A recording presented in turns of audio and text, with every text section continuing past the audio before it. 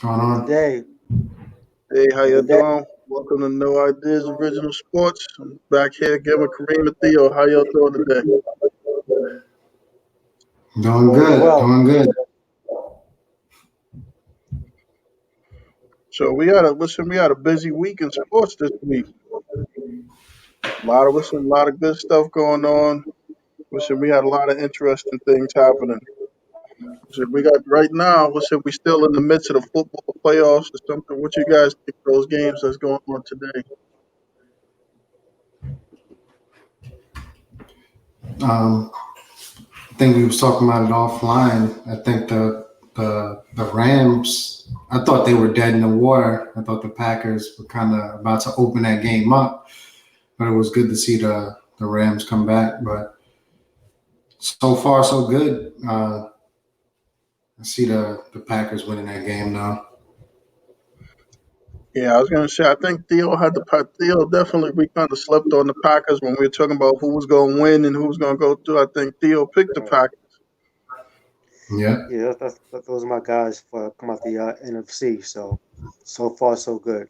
Looking forward to that Bills Ravens game. Yeah. Who you got in Yeah. that one? Who you got in the Bills Ravens? I don't I'm want to going touch with that the. game. I mean, Yeah, Who you that's I'm got, going. that's Reem?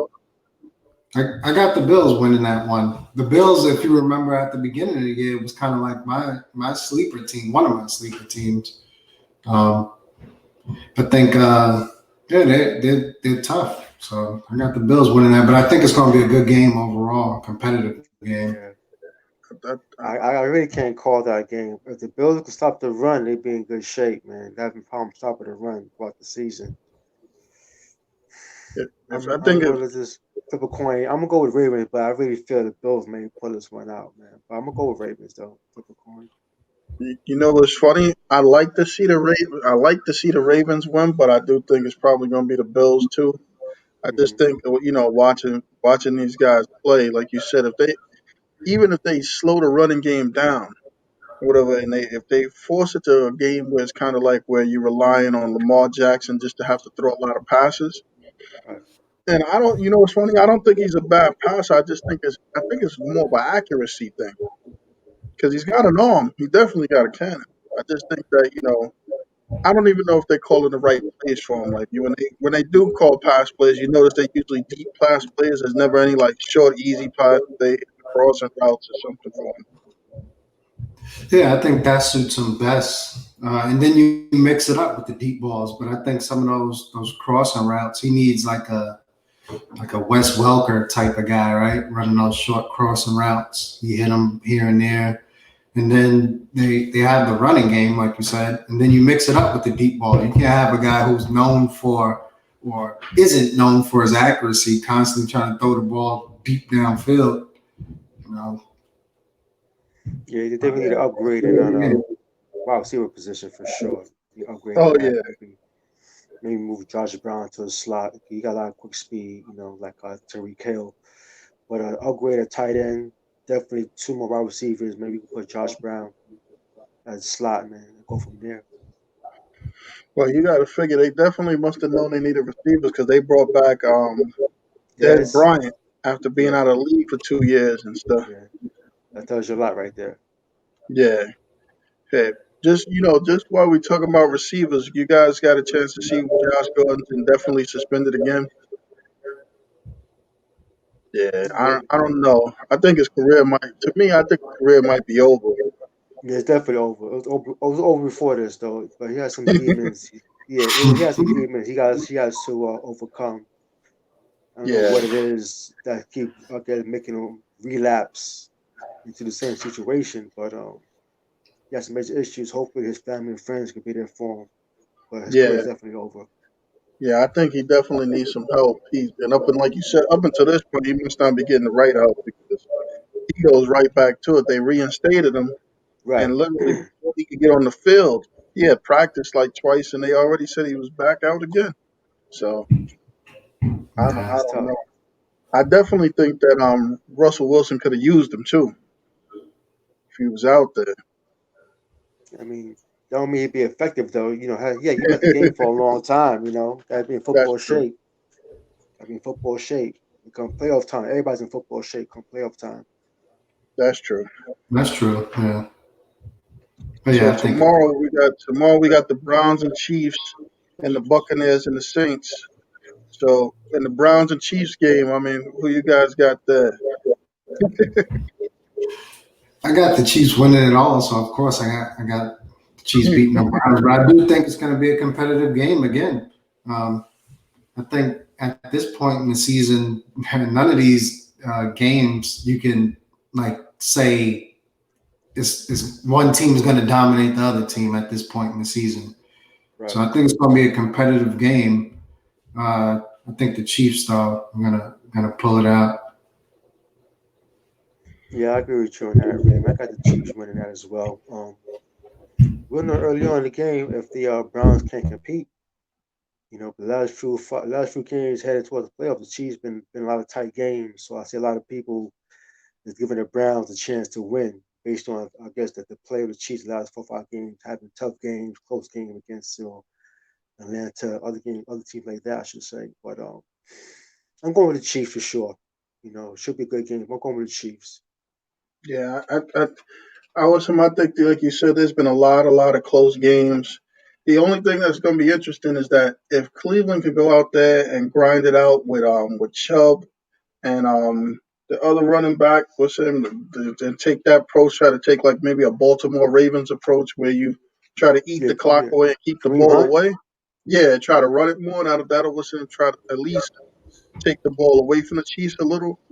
And the Chiefs, I think one of the key things in that game might be how they pass protect Patrick Mahomes because the line hasn't it doesn't seem like it's been as good as it's been lately. There's a lot of pressure on Mahomes in these last couple of games. I think, like you said, and maybe in the last 4 to 5 games they haven't won by more than 4 points, something like that. So if Cleveland gets out there and jumps on top of them like the way they jumped on the Steelers, we might have a real interesting. Yeah, I would agree. Um, Yeah, run that football, shorten the game, so to speak. With the running game. Hopefully, they can add a few more screens. If the running game's not working, the pass game's not working. Just try to run the ball, be effective. Hopefully, we shorten the game. Come up with a big upset win. like you said, that's pretty much their best bet is shorten the game. You don't want to get into any trying to outscore the Chiefs, or trying to outpass them. That's for sure because you're Right. not going to win that one. So yeah, I think I agree with both of you guys that they got to try to shorten the game, run the ball as much as possible. On the flip side, if Chubb gets out there and he's struggling, then they may be in for a long game. But I Yeah, think it's going to be a good competitive. Yeah, I agree.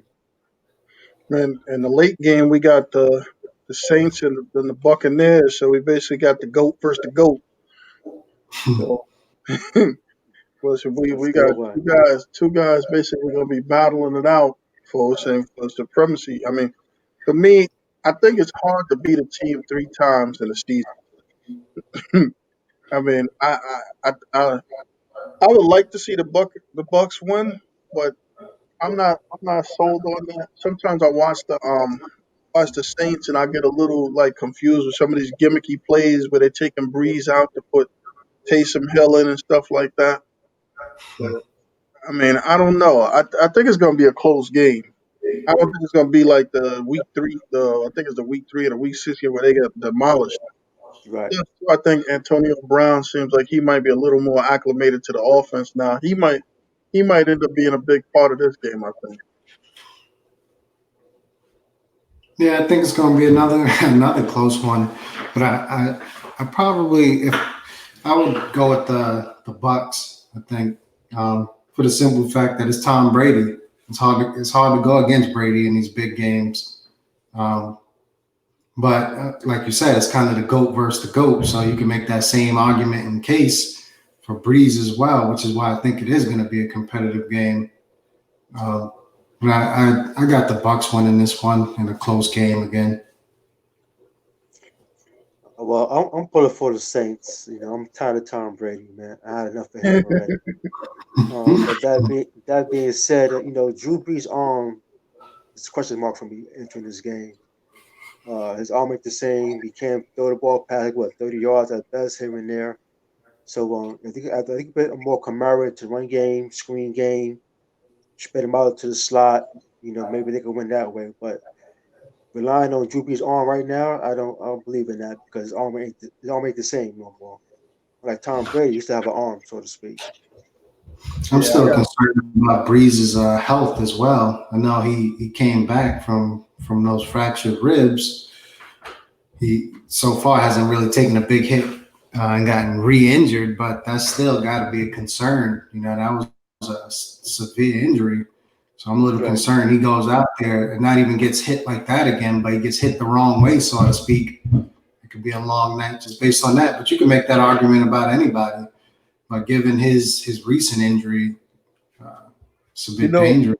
Well, I was kind of surprised this year when he got hurt because I thought that Jameis Winston would have got the same shot like Teddy Bridgewater, where they needed a guy to throw the ball, but they put Taysom Hill out there. And to me, just seeing it, it wasn't the best results. It's kind of like mixed results. I mean, I don't see Taysom Hill as a full time quarterback in the NFL.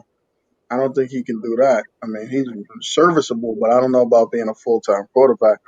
I mean, if Drew Brees gets hurt, if he was to get hurt, I think they pretty much would be finished. They tried to play Taysom Hill the whole game without being able to throw the ball. I think that would pretty much be it. And on the flip side, realistically, do we even know who Tom Brady's backup is? So if something happened to Tom Brady, I don't even know who the backup on the Buccaneers is. That's the and I'm yeah, sure they're thinking on never having to find out whether that guy can play or not. So right, right. Tom Brady gonna fall down every time, like he been doing, yeah, like Peyton Manning used to do. Yep, I'm gonna fall down. You had a sack, on to the next play. So I see Tom Brady doing that every time.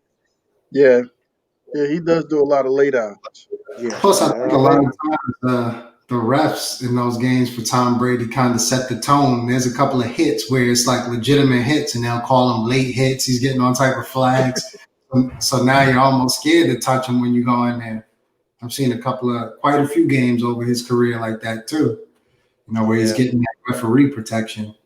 yeah. I mean, as a Jets fan, we've seen our full fill of Tom Brady, so we Right. know how that is. I mean, Decade he full, messed huh? up pretty bad for a decade.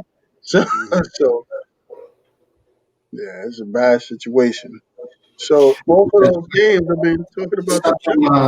I want to touch on Taysom on Hill for a second, right quick. Okay, Is go ahead, go ahead. do you think has to do with what we was mentioning before, like the black quarterback and that whole thing? Because Hill, he seems to be getting a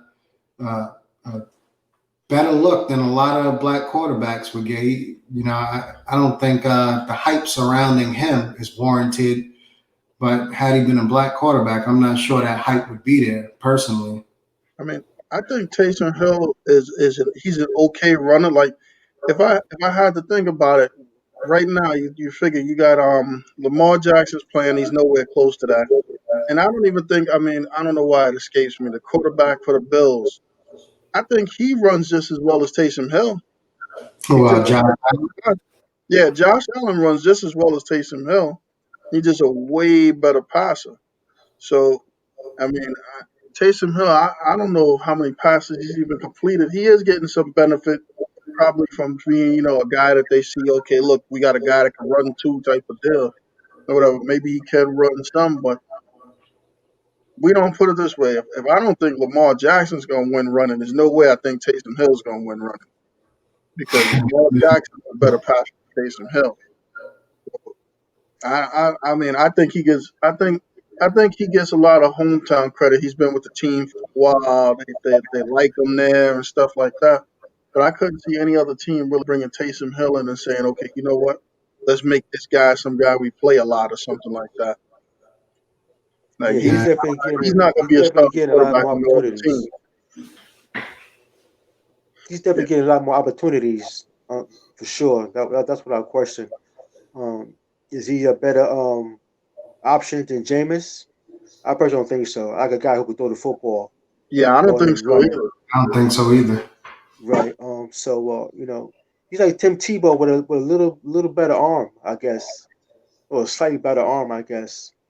So they're enamored, I guess, having a Caucasian athlete who are more of a dual threat. That's my Yeah, opinion. But Yeah, other than that, I mean, why is he getting more opportunities than Jameis Winston? I mean, I think Jameis Winston, like I was saying, I think Jameis Winston's situation was not being with the right team. Plus, too, watching these games this year, getting to see the Bucks a lot more because Tom Brady's there. I started to realize, like, a lot of times when you watch their receivers, those dudes run the wrong routes. They drop a lot of balls. There's a lot of balls bouncing off their hands. Hmm. So even though they put up really good numbers, they make a lot of mistakes. Like, we never Right. seen Tom Brady be this far off on receivers. Like, this guy was supposed to go left and he's throwing it right. So I can't believe that they were any better last year with Jameis Winston when you got Tom Brady out there. So I'm pretty much sure that there's a lot of times where he probably could have threw them under the bus for not running the right route or not dropping the ball or whatever, where he didn't, because they seem like they were his friends. Because Mike Evans, I know, definitely didn't want Winston to go. Yeah, I think he might have been the biggest beneficiary of Winston, even though Winston threw all of those interceptions. I think Mike Evans have been one of the top receivers all those years Winston's been there. yeah, that's a He good definitely point. benefited from. Plus, too, I mean, throwing interceptions is bad, but we can't discount the fact that he threw for 5,000 yards. He threw for Mm. 5,000 yards and 33 touchdowns. That's not a small feat. I mean, I wish Darno could throw for 5,000 yards. Darno Yeah, threw for 5,000 yards in 2 seasons. So when you look at it, I mean, I think it's impressive for anybody, any quarterback, to be able to rack up 5,000 passing yards. So man, I, I I think agree. he will get another shot. Like, I'm hoping, to tell you the truth, if the Jets do something crazy like keep Darno, they bring in somebody like him as the backup, so that when Darno has to sit, you at least got a guy who can throw the ball or something. Because I mean, just to go back to the Jets, even these games, I watched the games where Darno was out. Joe Flacco was able to get more passing yards and look better than Darno did. Yeah, Darnold. To me, he's another guy. I thought he was okay coming out of college. But I thought the hype surrounding him was a bit much. So to see the Jets take him, I wasn't upset with the pick, but at the same time, I wasn't overly excited, especially when I started to watch more of his film and read up more about him. And he had supposedly like issues going through his progressions. To me, that's a major red flag as a NFL quarterback. If the guy is he only can throw to his main target, and if the main target isn't open, it's pretty much a busted play. That's a major problem that he can't go through progression. So I think that alone is why I would like to see, like you said, if the Jets can't, like if they don't draft Fields, let's say, I would like to see them maybe go with one of these more experienced guys. I thought even Fitz, right? You look at Fitz when he was there, I thought he was better than Yeah. what Donald is. Um, but yeah, I think Donald falls into he's not. I would say he's better than Hill, right? But I think he falls into that category of another guy who's getting a little bit more of a leash than he probably should be. Well, what's interesting about the Jets, and I'm gonna bring it to kind of the next topic. The Jets hired a new coach. We all were happy Gase, and they got the guy Robert Salah. And as part of the deal, they talk about bringing in the guy from Green Bay's brother as the offensive coordinator. Now, one of the things I was reading, that, yeah, that was interesting about it, is that they were saying that his offense will be better suited for Darno because it does a lot of rollouts and stuff, and it doesn't require you to read progressions much. But do we really want a quarterback that we got to rely on having gadget plays because they already believe that he can't read the progression? So we're gonna make plays where it limits his options. Like, one of the things we're saying, like, you do a lot of rollouts. If you roll to the right, you're definitely not gonna throw it to the receiver. He doesn't have the type of arm to throw it down the left sideline. He's not Allen or anybody.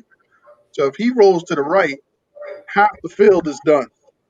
That limits his options right there. So it's not like he's going to he's gonna be glued in on one guy the whole time, and they're saying the guy's offense geared toward that, like dinking and dunking, and what we're saying, running the ball. Now, See, I don't know if he knows the roster. We've seen these games. I don't know who he's going to be running the ball with. Frank Gore is that's what I was 100 years old, gonna say. and those other guys. I got excited when I heard that they may potentially keep Donald, but shift the offense to a more like run heavy offense until I said, wait a minute, we don't have a running back either. We got an average quarterback with no running back. We got Frank Gore put the ball in his hands 30 times. So if you're gonna go that route of being rush heavy, that means now you got to go that route of getting a running back that's capable of doing it. And maybe maybe Le'Veon Bell would have been that guy, right? If they would have kept him around. Now he's gone. So you got a rush heavy coaching staff coming in with no running back.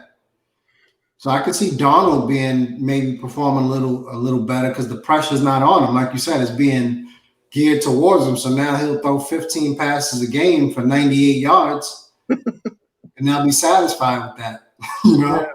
As long as it went from him potentially being, we want this guy to be a star, to just don't hurt us, don't turn it over, don't make mistakes. As Theo would say, a 25-year-old game manager. Yeah, pretty much. I think Donald showed flashes early in his career. When he first got there, I think the talent around him dropped a lot. Like, guys getting hurt, guys didn't want to play. They obviously hired the wrong coach and gave Speed didn't want to play for him. So this is why I guess the new coach Salah, I think decided to keep him. It remains to be seen whether they're going to change the offense as far as like him being a rollout quarterback, because you don't want to have a Mr. Trubisky kind of guy as a quarterback rolling out. I think he showed that he could be a pocket passer and he could run as well. So if I'm a Jets fan, I would hold out hope for these guys to, I guess, not focus on him being a rollout quarterback and just have more talent around him, draft well, stick to the O line, get young guy to running back position, so to speak, find him a tight end. So I mean, focus on the offense pretty much. I would say more than defense. You got pieces in place on defense that'll hold you up a little bit, but for the offense and free agency, focus more on the offense. Cause I think Donald can make plays for you guys.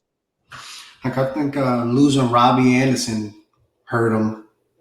That was one of his main targets. Robbie Anderson covered up a lot of Donald's mistakes, underthrowing the ball and all type of stuff. Robbie Anderson was able to still grab a bunch of those type of passes. Right. Yeah, he was good for 140 yard plus a game, 130 yard plus a game, and that definitely helped. Definitely helped. It kept the defense honest. Everybody's not all up on the box, Right. and to change the game. So, what do you guys think? The Jaguars hired Urban Meyer and the whole new staff. Theo, what do you think of that hire, Urban Meyer? I mean, I want Urban Meyer to be a Cowboy, to tell you the truth. I want him from day one. He was my choice before Mike McCarthy. That's for sure. So up to me, he'd be in Dallas though. But as far as Jaguars concerned, it's a great hire. Guy could coach. He can motivate. He's innovative. You know what I'm saying? He's he got tricky plays. And you know what?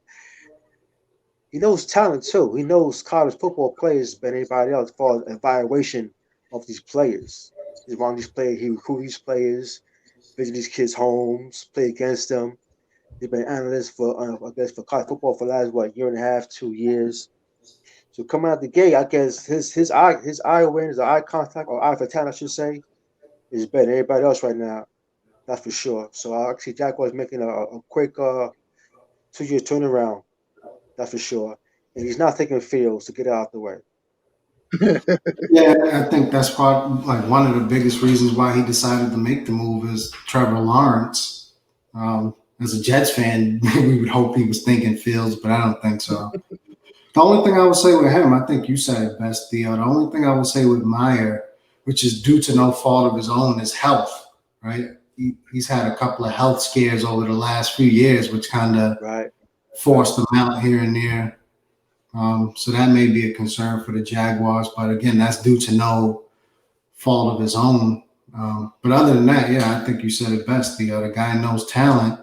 He just came from the college level playing against a bunch of these players that's in the league now. So I think it's a good hire for them, as well as bringing in. I'm assuming everybody knows Trevor Lawrence is going to be the pick. So it's definitely they're moving in the right direction. Let's put it that way. I think it was a good hire, but you're gonna laugh. I think it would have been better for them last year because this year it seems like between the GM and the coach they had this year, they basically did what the Jets did. They got rid of disgruntled players. So Leonard Fournette left for nothing. The other guy, the pass rushing guy, I think his name was Yagano or something. They traded him for Yeah. nothing basically because Yes. there were two guys that were disgruntled. So you drop some talent just because you can't get along with the coach, kind of like Jamal Adams and Le'Veon Bell type of stuff. But I believe he can evaluate talent and get some more guys on that roster. It makes it easier when you start with a franchise level quarterback like Trevor Lawrence or something. I mean, it'll be interesting what they're going to do with those other guys.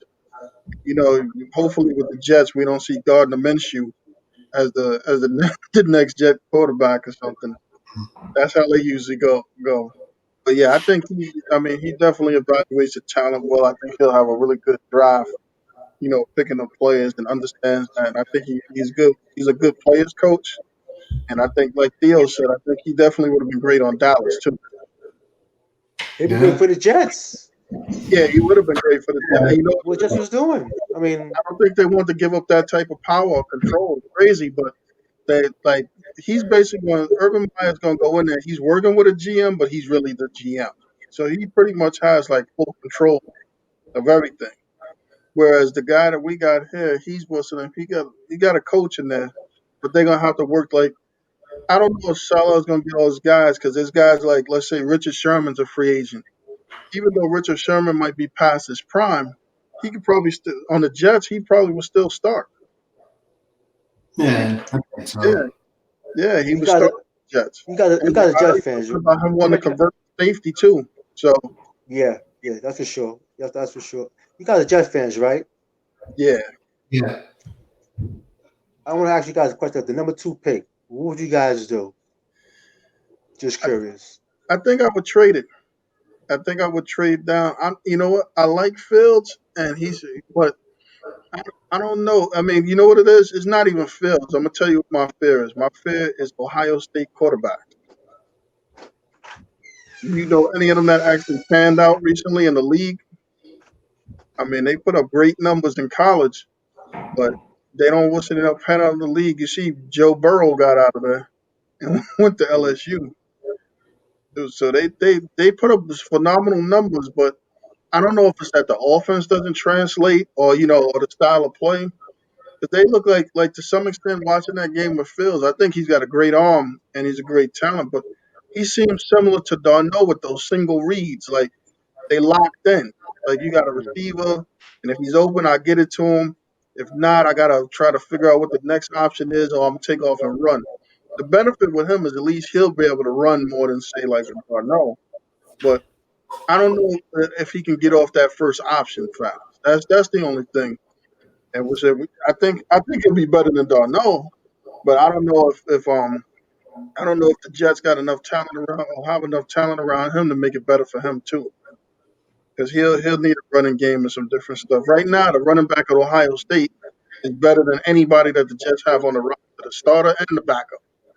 They're both better than anybody on the Jets. I think his name was Olave.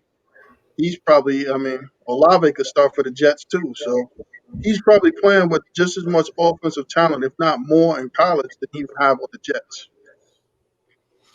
I would probably go with Fields for the simple fact that it's almost like whenever a new regime comes in, starting fresh with a new quarterback is kind of the thing. You don't want to force that, but it almost feels that way. Plus, to me, hearing, let's say you bring in another stopgap quarterback, let's say they decide they don't want to stick with Darnold, we're going to bring in a stopgap. to me, you're telling me as a fan, we want you to wait another 2 years. You know, we want you to keep waiting, be patient. And I get it. It takes time to build a team, but as a Jets fan, we've been more than patient. Let's put it that way.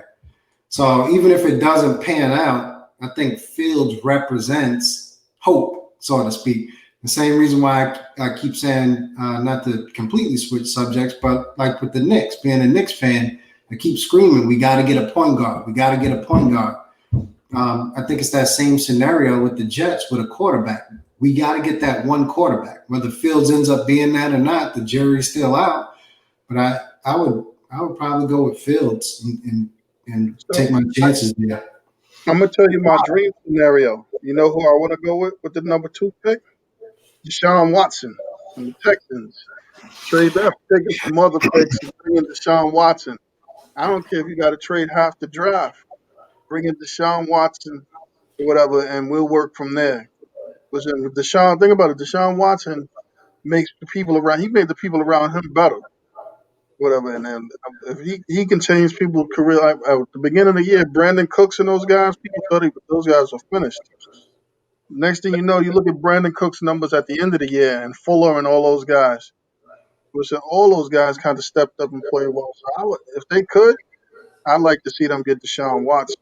Yeah, me too. Yeah. I don't want to see Carson Wentz. Yeah, I don't want to see him. I don't think the Jets draft well. Like they go years without addressing one side of the ball. You know, we went years going all defense with Todd Bowles, right? Eventually, you gotta, get some offense in there, like Theo mentioned earlier. You gotta get some offensive talent at some point. So I think they tried to do that with Darnold. Unfortunately, it didn't pan out. I don't think, and I don't want to sound like I think Darnold is a bum. I don't think he's a bum. A lot of it is due to the lack of weapons, I think, around him over the years too. But the inability to read defenses, the inability to go through his progressions, that type of stuff is a red flag for me, a huge red flag. And I think another huge red flag for me when I probably said I had enough of Donald was when, didn't he make some comment about, I think they might have been playing the Patriots, and he said something like he was seeing ghosts out there or something like that? Yeah, he might have thought it was 16 defenders or something out there. So the minute I heard that, I said, man, we got this guy. So, yeah, I would probably go with Fields, If you can't steal Deshaun Jackson, and you can't make no trades down to your liking, just take the receiver from Alabama. That kid is for real. Yeah. That's good. I would do that. I would You can laugh. I would take the receiver from Alabama, and with that other first round pick, I'd take the running back from Clemson, or the running back from Alabama. Yeah, there you go. Either Clemson, Alabama, or Ohio State. That would be my next pick. Yeah, there you go. I would be excited with that. I would be good with that. And then at that point, Darno, you really can't complain then because he can't say he doesn't have talent. Then you got. Think about it, Alabama had 3 players, 1, 3, and 5 in the Heisman voting. So basically, you'd have the Heisman receiver, you'd have the 5th runner-up and the running back. So you can't. I mean, if we're talking about he don't have talent, then you got two of the top 5 players in college on your team. They just bought them in, and you still can't do anything. That's a good one, Theo. I like yeah, that. that's a good. I mean, I think we have to run him out of town at that point. At that point, I wouldn't even wait for the full season either. I don't want to see 6. If I brought those 2 guys in, I don't want to see 16 games or nothing. He got about 4 games before we pull the plug and put Jameis Winston or Teddy Bridgewater or whoever's going to be in there. The plug will get Joe Flacco will be starting. No, he's out of there. What I don't want to see, I don't want to get excited, and then next thing you know, they're drafting some linemen again. Offensive. Yeah, the guy from the Canue or whatever they keep talking about. No, granted, you need linemen. Nobody's devaluing that, but don't pick another offensive lineman, please. Right. I will say this: I wasn't upset with Becton. He played really well. He's like a Pro Bowl caliber tackle. The guy they drafted, Becton, And it's funny, they can honestly say when he was in the games, they did play better. They was able to, and they always. I mean, I don't understand how teams didn't see this. They almost always ran to his side. They ran behind him every single time they ran, almost. Yeah, 'cause he's massive and he's good. Yeah, So it doesn't matter if you know where you run into. He could block. yeah, It doesn't he's really good. Yeah, matter. he's good. That was a You good know, pick. so I would it was a say good they pick. need, at the very least, the Jets need offensive, skilled positions players. That's who they need to draft, whether it's quarterback, running back, wide receiver. That needs to be top priority. We need everything. Crazy thing is, you're bringing in a defensive coach, right? Yeah, Who knows what this guy is going to do? but That's the scary part. Theo, we would love to be in your situation as a Cowboy fan, where all you need is for Dak to show up. That's all. Yeah, all you need is for Dak to show up. You don't need nothing else. Dak shows up. Nah, Think about the receivers I you got on the team. yeah, offense, but no, I have no defense really. I have no secondary. Yeah, yeah, I have that's no, true. well, I had like I have Trevor Diggs and the Wilson kid who was a late round pick, who was a stud, who was on the sideline for 2 years, game to Yeah, start. Now he shined. But other than that, my linebackers are exposed, yeah, Van Der Esch and Jaden Smith. You know, right now I'm happy that we hired Dan Quinn. I think he's yeah, a great DC and not a good head coach. yeah. Some guys are good at doing what they do, just focus on one side of the ball instead of focusing on the whole entire franchise, the whole entire team. So here's to create a Legion of Boom. So as far as Cowboy fans, I like him. Question is, does he bring in Earl Thomas? Does he bring in Richard Sherman to play safety? I think I can laugh. I think he will bring in his guys. I think he'll try to bring them in. Right. So Definitely will. They yeah, I'll can't be be any interested to worse. see what he does. Hey, speaking of coaches, do you guys like to hire that Atlanta made or the offensive coordinator from the Titans? I mean, me personally, I think it's okay. I'm not wild with it because I don't know how hard it is to give the ball to Travis Henry all those times. I mean, Right. so You I can don't know. Like, that's not a diverse offense. I mean, Tannehill did get better, but I think that was more so again Travis Henry than say the offense. I mean, Travis Henry ran for over 2,000 yards. So you can give me. I'm not saying the guy can't coach. He obviously has, ability. But I think you could have gave me a clipboard and I could have said, all right, pass it to Henry and get out of the way. 30 times, yeah, give him the ball 30 times a game. Primary offense is make sure we give him 30 carries. I mean, I think he had almost like 2,600 all yards or something. I think Tannehill might have had about 800 more passes than he did on his own. So, I mean, But yeah, I don't know if it was anything creative about the Titans offense. The Titans offense was pretty much like you said, give the ball to Henry. He's going to pound the ball up the middle, try to bowl over the defense. It obviously wasn't too bad of a strategy. It got him, as far as it did. But like you said, I'm not blown away with it. But no, they could have made a lot worse decision. Let's put it that way. I mean, in the playoffs, you could tell that the offense wasn't that diverse either because once they kind of shut Travis Henry down, they couldn't do anything. Yeah. So, I mean, that hire remains to be seen. I mean, there's one thing that's interesting that's kind of bothering me a little bit. I got to be honest, is that maybe it's because they're still in the playoffs. I don't understand how Eric Bieniemy, the Chiefs coordinator, doesn't have a job. That I don't understand. I mean, I'm hoping he gets the Texans job because I think that'll be a great job for him to have with Deshaun Watson. But for him to be a top coordinator, this is the same thing last year. Last year he had some interviews. He's a top flight coordinator. I don't know if he's not getting the offers. He's not getting the offer he wants, but I mean, I would think that the guy behind the Chiefs offense is a lot more creative than the guy behind the Titans. Yeah, that's the thing. That's the crazy part is we can't make that same statement about him and say, oh, it's all Mahomes. A big part of it is Mahomes. You can't deny that. But I see the Chiefs running some stuff that's definitely creative. Let's put it that way. You Yeah, know, obviously, again, Mahomes, Hill, all these weapons make it it's like the icing on the cake, so to speak. But The guy, he's definitely you could tell he's a offensive mind. Let's put it that way.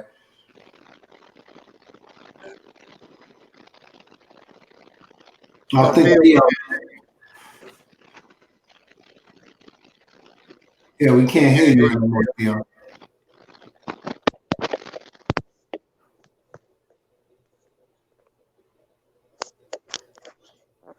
Oh man.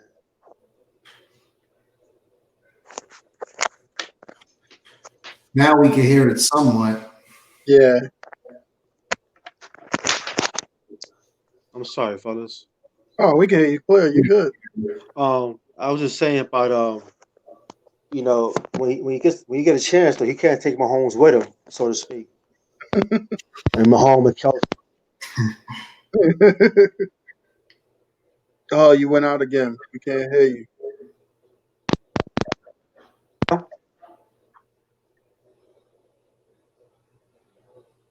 Yeah, we Hello? can't hear you. Yeah, now we can. Okay, now I was just saying that hopefully he gets a chance to prove himself as a head coach. But he needs talent around him. Most coaches, you got great players around you, any system will look good. I mean, you gotta look good, so to speak. But he's very deserving of opportunity to be a head coach, and hopefully that time will come real soon. He's very deserving. Yeah. Yeah, I would agree. Yeah. So moving on, we had a couple of interesting baseball signings that recently. As a Yankee fan, we got DJ LeMahieu signed back, and we got Corey Kluber. What do you guys think of those deals?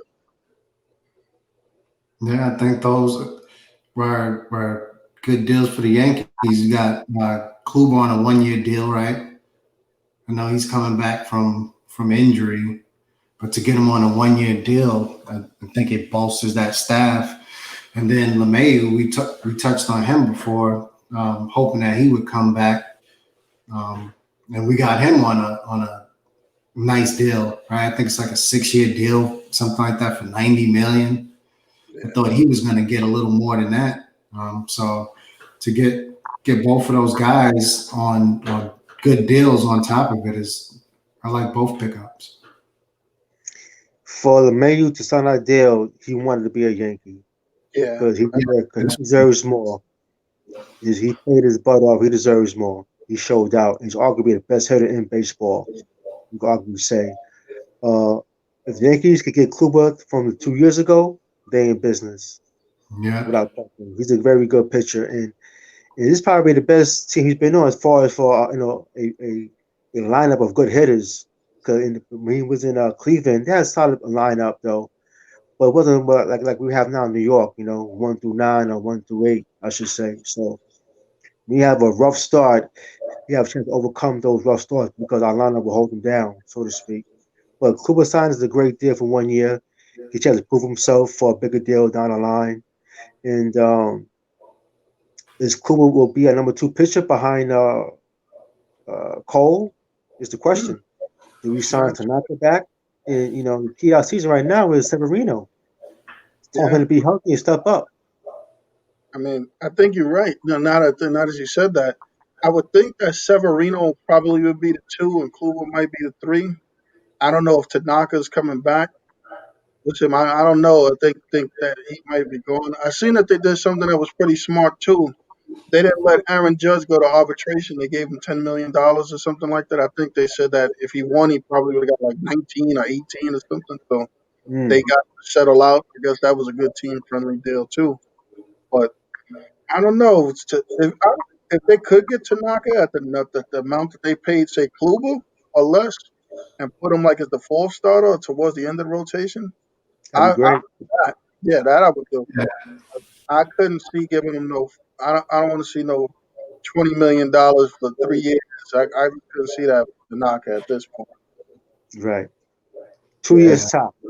Yeah, 2 years. 2 years at about. I give him 2 years at about 20, 25. Do some 25 to 30 max or something like that because the going rate for pitchers are pretty high. Yes. Yes. Yeah. So I could see him getting 2 for 30. I would do that, but it's got to be right for the Yankees because even the Kluber thing, like you said, Kluber's a 2-time Cy Young winner, and Yeah. he's coming off an injury. granted, but to take $11 million, I'm sure he might have been able to get more than that from somebody too. They said a Right. lot of teams were trying to sign him, so he probably wanted to be here too. I mean, it's going to come down for Tanaka whether he actually wants to be a Yankee or not. I think. It's kind Yeah, of weird. So add some young kids, man. Call some young kids up and throw them in the fire. Let them go. Leave them alone, man. You can't Yeah, have a 5-man rotation of just old guy, old veterans. Not old veterans, just veterans. yeah, I think. Add one young kid to the rotation, man. It's about time. Yeah. Oh wait, well, Domingo's back, right? I don't think he'll be with us though. Yeah, hopefully he doesn't. You know, Yeah, when he went through, I don't think he Yankees better- want any part of him now. Honestly, yeah. I mean, the thing is I mean, he had a great future ahead of him, but you're right, he probably won't be there. So that's a tough loss. yeah. Yeah. So moving along to the big deal of this week, Brooklyn Nets pulled off that massive trade or whatever. Who won the deal? Who's the winners and losers in the deal? And how do we think it's going to turn out here? I think the Nets won. I like the idea of accumulating all these picks. It's kind of like what we mentioned about OKC, right? OKC is gathering all these assets and picks, but I think you win in this league with star players, and it's no bigger star, hardly any bigger star than James Harden. So if you look at it, they got 4 picks. I think it is 4 first rounders, which is a lot. But at the same time, those picks are probably going to be, barring any major injury against any of the Nets' big three, those picks are going to be late first rounders, probably somewhere in the 20s. Granted, you can get lucky, right, and draft a steal in the 20s. But if you can mortgage, if you're the Nets, you mortgage your future of drafting somewhere in the 20s, 4 people in the mid to late 20s for James Harden with a shot to win, a few rings out of it, then you do it, I think. I also think, if I remember correctly, they gave up the rights to swap picks as well, Yeah, which sounds good again, but I think their picks, the Nets picks, are going to be better picks, I should say, or worse picks, actually, right? yeah, So the swaps aren't going to mean anything because they're not going to swap yeah. unless The Rockets going to swap. Yeah, they're going to swap their eighth pick with the 24th. yeah, exactly. So I don't think, unless there's some type of major injuries, who knows? But barring anything like that, Houston's picks are going to be better. So having the swap rights again sounds good on paper. Oh, we got 4 rights, 4 years to swap. But I don't think they're going to get anything out of it there.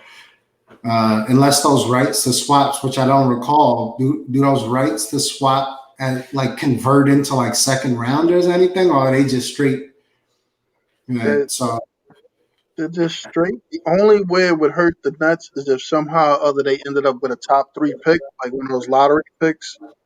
Then it would yeah, hurt because they flipping that. I'd flip that right away. Be like, yep. Yeah, I don't care if I had the ninth, if I had the 11th pick and you got the third, they're flipping that one. yeah, it's one of those things where as long as the Nets stay relatively healthy, and you would need 2 of them to go down for the Nets to have a top 3 pick. Two of Yeah, those, Kyrie, KD, or Harden. Two out of the 3 would have to go down with some type of injury, which we don't want. You know, so I think the Nets won the trade. I think what remains to be seen, though, is how the Nets gel now that they got Harden. Um, it's only one ball. I heard the comments from Charles Barkley, I think it was, about the dribble bros, saying Kevin Durant is playing with the dribble bros now. But yeah, are they going to be out there playing that one-on-one ball still? And can Kyrie keep his head on straight? I think that's more of uh, the big topic for discussion with the Nets, not so much as who won the trade. I think they easily won the trade. Well, based on name alone, definitely the Nets won the trade because they got James Harden. And Reem made a lot of good points. So I'm gonna move from that. I'm gonna focus on Chris LeVert going to the Pacers. I think they got a player that can produce as well as other people can produce, maybe even better. Maybe he's probably on the upside where Oladipo's probably at the middle of his prime, probably at the end of his prime. But he could produce just as much as Victor can produce at a cheaper rate as well. So I think the Yeah. Pacers came off with a player who's just as good, maybe a half a tier, not as good, but still no, he's young. He's well liked by a lot of his peers in the NBA. He's showing to make big shots. Now I have the opportunity to, I guess have his own team, so to speak, and show NBA that he's a real deal. Yeah, I think he's on what, like a 3-year deal or something like that for 45 million because they got him coming back from that ankle injury, right? He had like a dislocated ankle or something like that, some type of ankle injury. So Yeah, they got him on a relatively good deal. Like you said, if they would have kept Oladipo is going to want to get paid. He's in a contract year, so they would have had to. I don't know about max Oladipo out, but it wouldn't have been cheap. It definitely wouldn't have been a Kyrus LeVert 15 million per type of deal. Like you said, he's a little bit younger. He's hungry, so I like the Pacers too. In that trade, I think Cleveland did well too, right? Getting Jared Allen and Torian Prince too. right. You guys both talk about. I'll talk about the Cleveland thing and Houston. I think Cleveland they basically gave away nothing. They gave away Dante Exum, I think, or something, and a second round pick, and they ended up with Jared Allen and Torian Prince. I mean, that fills up their roster. That's the style of play they want to play. They want to be more up tempo. I do think with him. I mean, just I was reading something earlier where they, as much as Drummond helps them, they want to move away from that style of play. He doesn't kind of fit the style of play they want to play. They want to play more of an up and down game. So eventually he'll probably be traded. And so it is a good deal for them.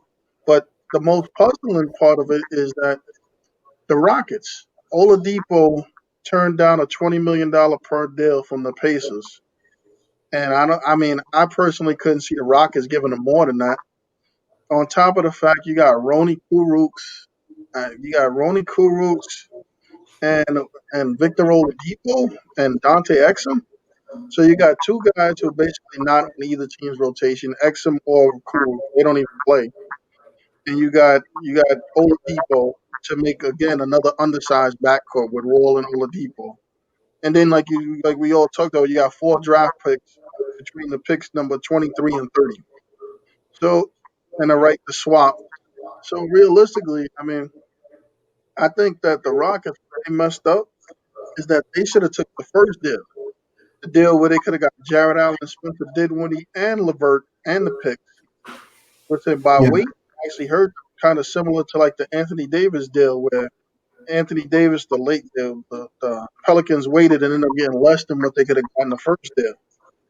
So yeah, I would as agree. crazy as it sounds, Rockets might end up being the loser of this deal. If you look at it long term out of all of these teams, the Rockets may be losing Harden on top of it is one thing. But if they can't get somebody to believe that they could change these picks to another player or something like that, or do something like that, it's going to be hard to explain why you basically traded James Harden for 4 picks in the 20s and the right to swap for another 4 picks in the 20s. Two guys that's not going to play, and Victor Oladipo who may not sign. So that's going to be a tough sell. Yeah, I would agree.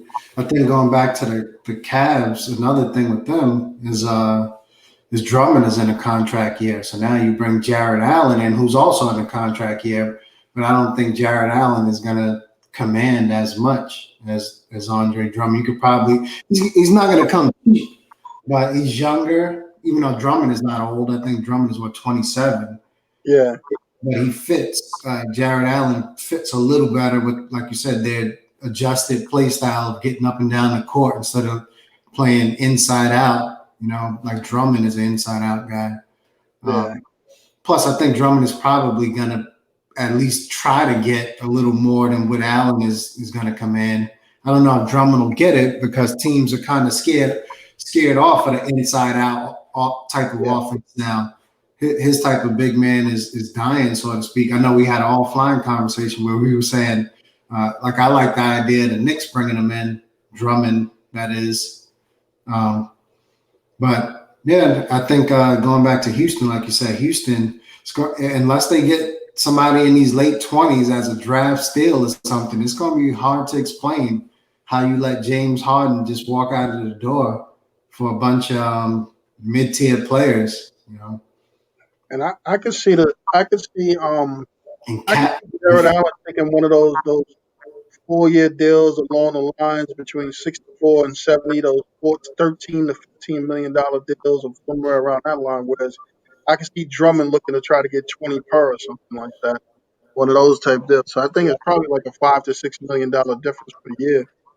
I think Houston, if I had to guess, they flipped Oladipo. They flipped Levert for Oladipo based on the cap space. If I had to guess, because Levert, right, is guaranteed money, even though he's not an expensive contract and he's a good player.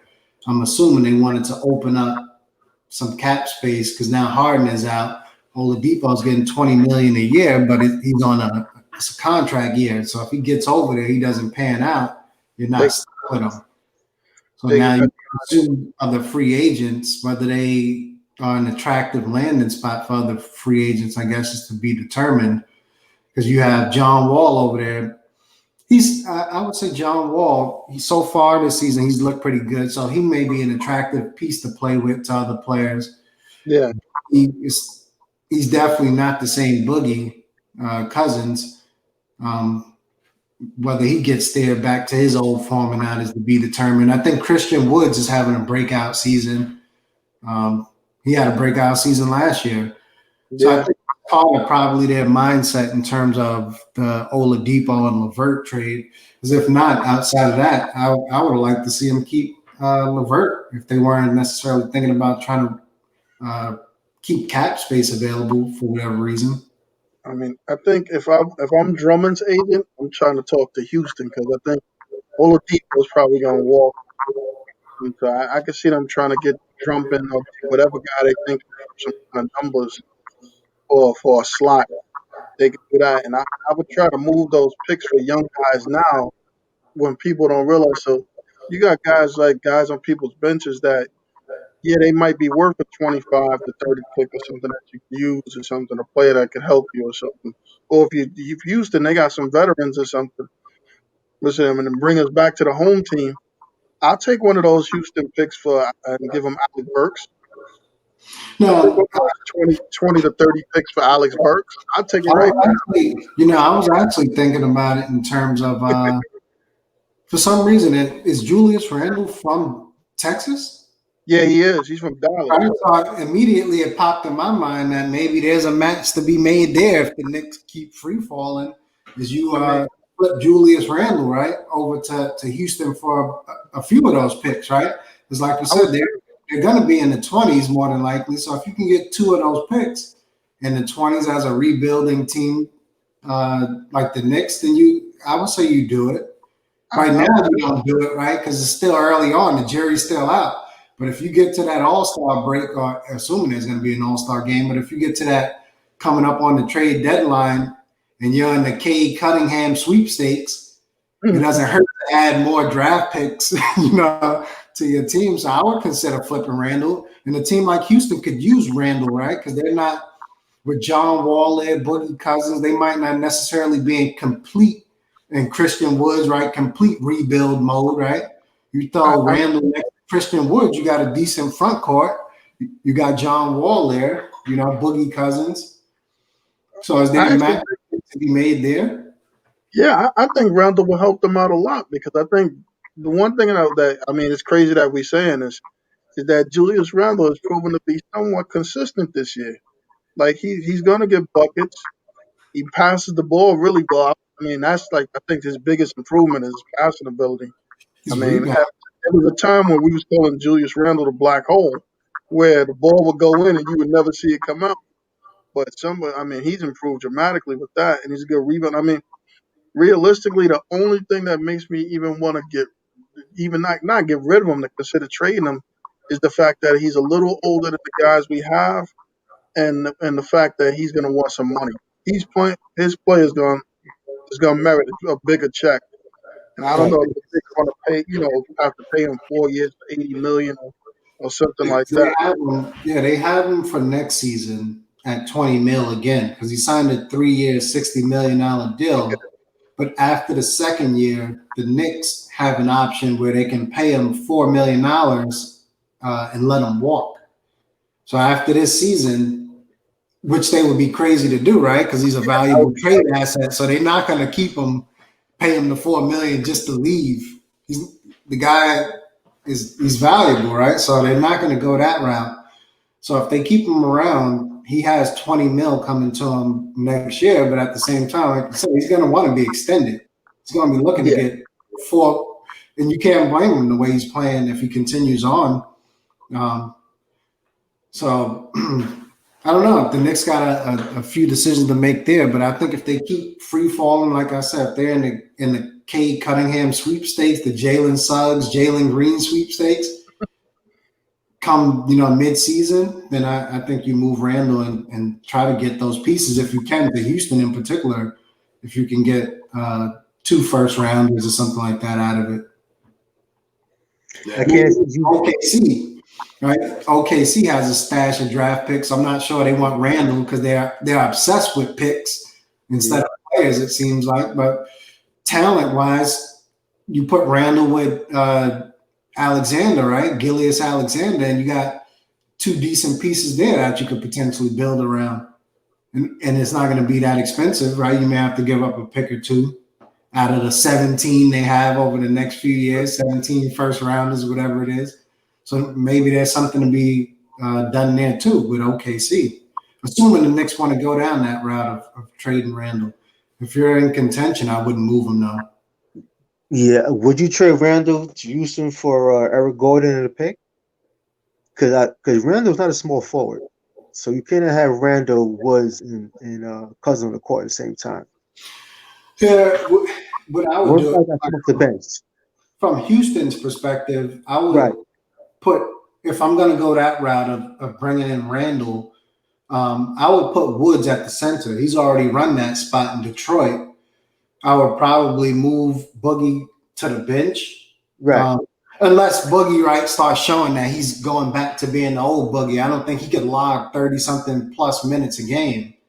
You get him in there for 20 minutes and make Boogie the focal point of the offense with the second unit, you may get some more value out of him that way. Right. So like you said, you can't bring Randall in and try to dump him at the small forward. Right. I'm going to go that route, then I'm moving Boogie to the bench and putting Woods at the center. But like you said, from the Knicks perspective, a guy like Gordon, I'm not too crazy about him in terms of his timeline. Right. But he does add what the Knicks need, which is shooting. That he can do. He can shoot. Whether he can stay on the court, long enough to shoot. He's injury prone a little bit. Right. But I wouldn't be opposed to that deal if I'm the Knicks bringing in Gordon. The only thing I'm sitting here wondering is how many years does Gordon have left on his deal? Because if I'm taking back 2 or 3 years on that deal, then you may have to give me some decent compensation, maybe even a second pick if I'm giving you cap relief. But if he's like on the last year of his deal or something like that, then yeah, I would potentially trade Randall for Gordon in one of those Nets picks or something like that. Because Houston, I don't think is going to give you their own pick. They're going to flip the Nets picks in a trade. But yeah, that could work too, because Gordon, he would help the Knicks with some of their problems in terms of perimeter shooting. Yeah, just on Gordon, he's not a free agent till 2024. Yeah, you see, so that's the thing is you might have to give me a little bit more than the late first rounder to absorb his contract. Yeah, he's in the first year of a 4-year deal. But let me ask you this as it pertains to the Knicks. This guy, guys, I just want to talk about one more thing that's interesting. Duncan Robinson, before we go, as it pertains to the Knicks, Duncan Robinson is a free agent this summer. If you're the Knicks, do you pursue him? Considering you need shooting? I think it's going to cost about $15 to $20 million for him. Yeah. I mean, I would pursue it, but it's going to be $15 to $20 million. That second round pick thing has actually helped him out dramatically. So he's going to get to the money early.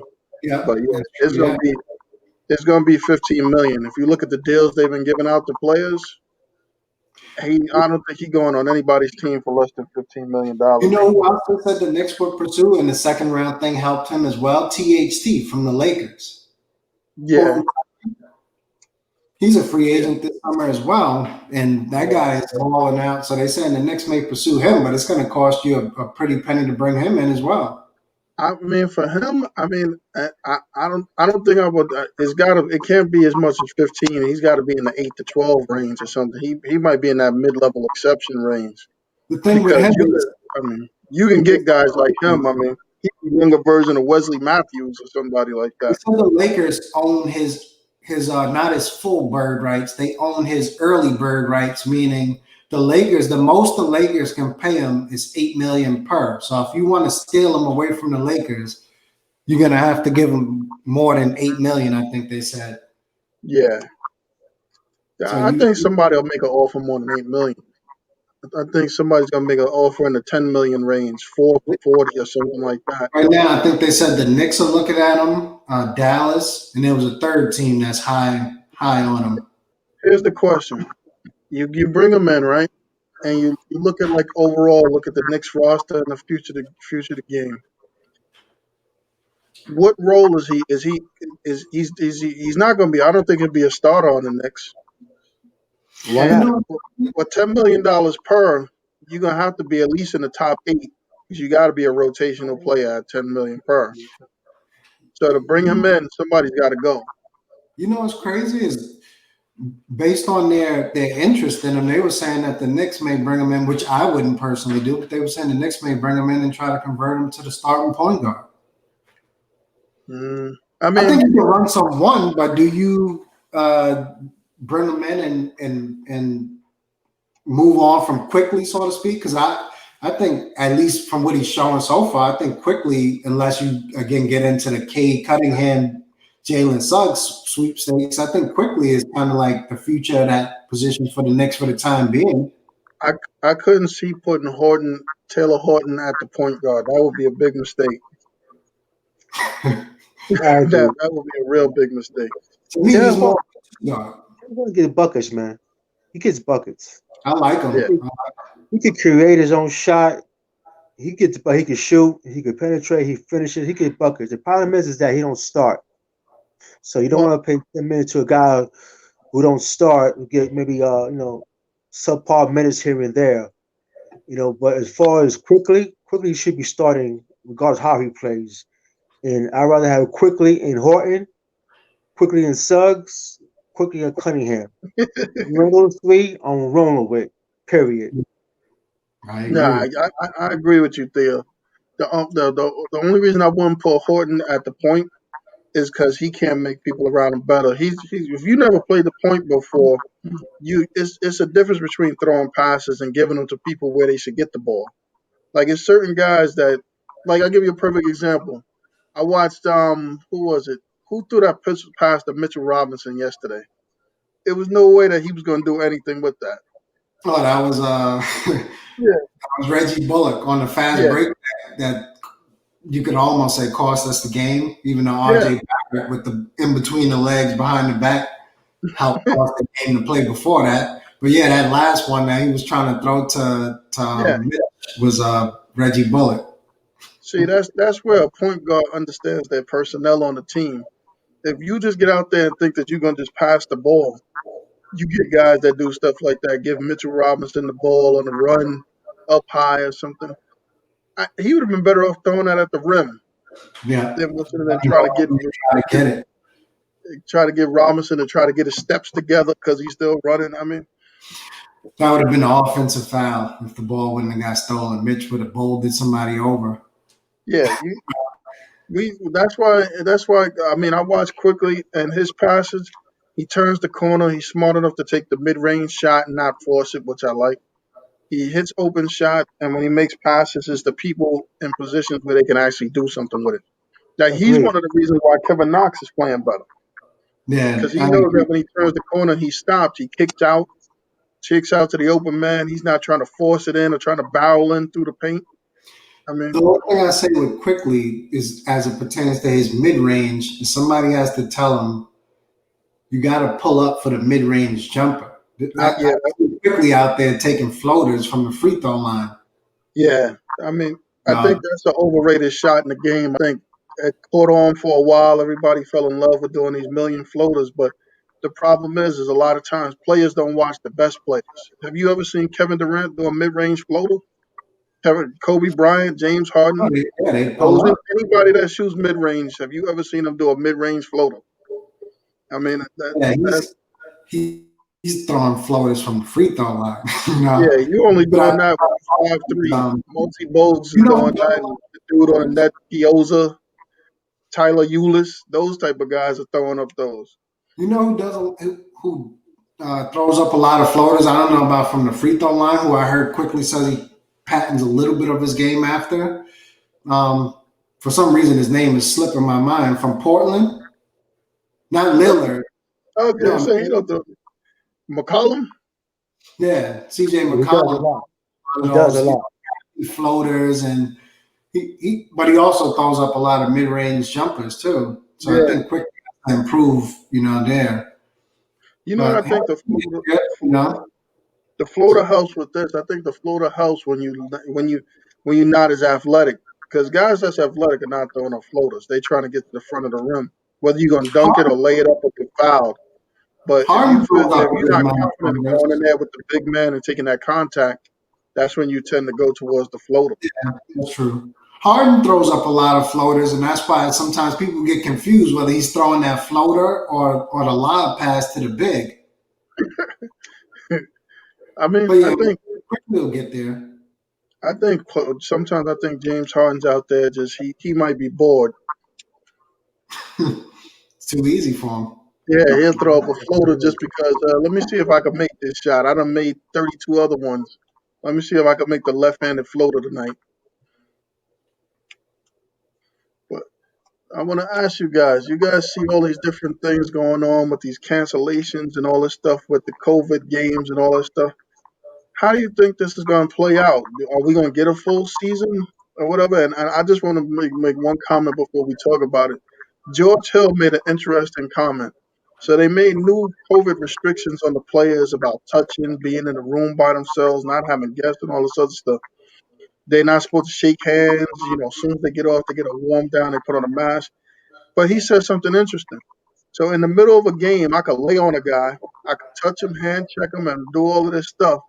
But at the end of the game, I can't shake his hand. Yeah, So that's a good point. yeah, what do you guys think of that whole thing? You're Different new touching the same laws. ball all game long, Yeah, right? you Everybody's got touching your the same ball. I don't think they use a different ball every time a play happens, right? They don't roll out a fresh ball or wipe the ball down. So yeah, that's a good point. Um, but I could easily see if it continues on or gets worse, I could easily see them going with maybe and I heard this was being discussed already, like a 2 week break from it instead of getting into these million postponed games. So I could see them doing that. And if I see them doing that, I see that as probably the segue to another bubble. I don't know if they'll necessarily do one bubble, but maybe you do a few of them, right? And then you have teams move within the bubbles, but you play a couple of games with the teams who are in your bubble. You play against them a couple of times, then you mix it up that way. You move on to the next bubble, play different teams there. Because at least that way you have some limited control over guys going, hanging out, like I think George Hill also said this about as it pertains to Kyrie Irving, because Kyrie Irving was on video footage, right, at his sister's birthday party or something, and George Hill said, "Look, I'm a grown man. You're not going to tell me where I can and cannot go. At the end of the day, if I want to go out, then that's just what I'm going to do." So I don't know if the NBA is going to be able to put that much of a restriction on these guys without going to a bubble format. Because if you allow these guys to continue to go out in different cities and stuff, they're going to, not all of them, but some of them are going to do it. And that's all you need is a few. The next thing you know, it's spreading, or you have postponed games or whatever the case may be. So I think we're heading to a potential bubble again this season. The NBA is going to do what they need to do to keep that money coming in. Okay. Plain and simple.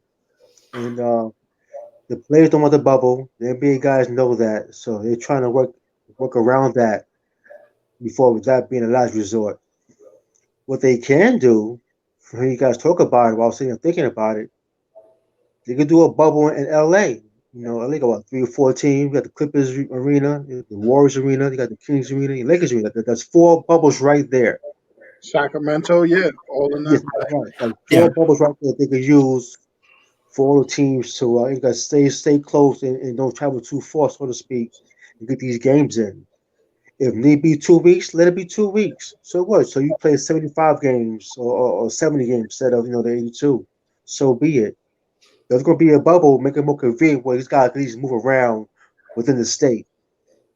I think California should be a good option. You got 4 arenas.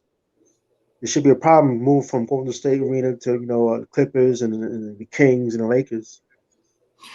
The only Yeah. thing I would say that does make sense since the arena availability is there. The only thing uh, I would say maybe a concern would be like LA is probably one of the hot spots right now for COVID. So not only that, it's also a hot spot for nightlife, right? So you put that temptation on these guys. You put them in an area where COVID is running more rampant than anywhere else. One of the hot spots in the country, and you put them in an area where it's a huge nightlife, and it could potentially be a recipe for disaster with some of these players. So I think what they would have, they ideally the NBA would have 4 readily available arenas in the middle of nowhere in Milwaukee, in Wisconsin, or something, right? Because now you're not going out as much. You tell the players, yeah, sure, go out. You know you're not going to do it. There's nowhere to go over there. The Right. bubbles in Utah now. Yeah. Yeah. Yeah, roam around all you want, right? But you put them in LA, it makes sense, like you said, Theo, based on arena availability. I just don't know if the league, unfortunately, has enough trust in these players to have them roaming around California. But Agreed. I think George Hill may have also said this, and I'll close with this: is if you have to do all of these restrictions and like go overboard with it, then maybe they shouldn't be playing. Obviously, the NBA doesn't want that from a money perspective, but like George Hill said, maybe they shouldn't be playing. Maybe take the season off if it's that serious. See Right. you next year when vaccines are readily available for NBA players and such. And I think Charles Barkley tried to touch on that by saying the NBA players should be able to skip the vaccine line because they pay more taxes. I don't know if I necessarily agree with that. Yeah. That was Um, very idiotic. Yeah. but yeah, maybe that's a thing. Yeah, maybe see you next year if it gets that bad. So, guys, what's it, man? As we get towards the close, any final words? Kareem, any final words today? Just that overall has been, I would say, an exciting year in sports. If you include 2020, just fortunate to still have sports because I know we went through a period, at least for me, where there was no sports on, and that made the pandemic, I would say, worse for me personally. So the fact that these guys and across all of these different sports are risking their lives, so to speak, to entertain us, I would say is greatly appreciated. At the same time, yeah, sure, they're doing it for their own personal benefits in terms of monetary gain, but I would say it's also doing a great deal on all of us who enjoy sports to be able to watch these guys play. Theo, you got any final words? Uh, I'm happy to say that Tyson Fury and Joshua fight is just about done. It'll be a 2 fight deal. First fight will be in Great Britain. Second fight will be, I guess, the first fight will be in somewhere in the Middle East. They said. Second fight will be in Great Britain. And boxing needs this right now. Both guys may get like 100 million each, which sounds real crazy for both guys to get 100 mil. But the boxing fans and the boxing community needs this. Sports fan need this fight. Both guys in their prime, man. I look forward to the fight in 2021. Nice. And I just have one quick thing with him again. Thank you, Kareem. Thank you, Theo, for coming on tonight. For sure. Tonight, and James Harden's debut. The Nets won the game. KD had 42. James Harden had 32 and a triple double. Welcome James Harden to the Nets. Yeah. Thanks a lot, guys. Thanks for checking in. Yes, Have sir. a good Enjoy. night. Have a Later. good one. Later.